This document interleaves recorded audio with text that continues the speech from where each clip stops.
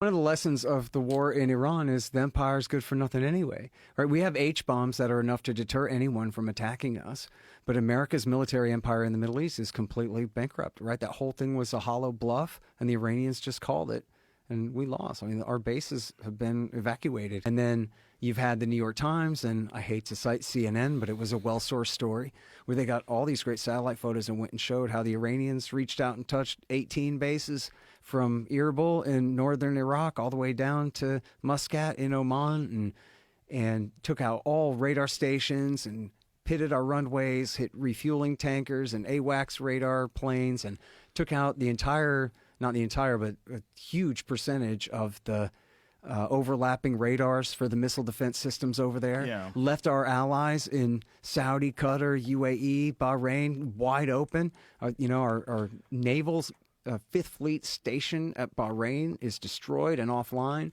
I read this thing said the Qataris, our main airbase in the Middle East, the headquarters of Central Command and our main airbase at Qatar, the Qataris made a deal with Iran.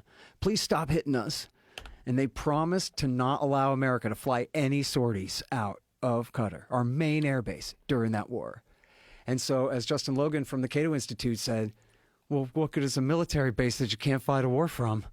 You know, it's just like that. I know you've seen this, right? That old meme that says, well, if Iran doesn't want trouble with us, how come they put their country so close to all our military bases? And it has all the map of all our bases in the region. But the thing is, what Donald Trump, I guess, didn't understand was that those were a tripwire that were essentially, we were making our own guys hostages of Iran to prevent war. Those bases were preventing war because it should have been out of the question that we would attack Iran because all those bases would be up for grabs against them. So how are they so them. poorly defended? That's what I don't understand. Like, how is it so easy for Iran to attack these bases? Pushed down to the tank in the basement of the Pentagon.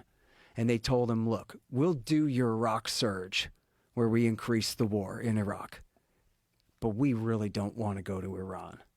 And they told him the reason why not is because the Iranians have escalation dominance, or at least we won't have it. We will not have escalation dominance there. And that means that, is a Pentagon term for if we're going to get into a fight, we don't want to fight at all unless we know we're going to control every stage of that conflict. As Paul Wolfowitz said, Iraq is doable.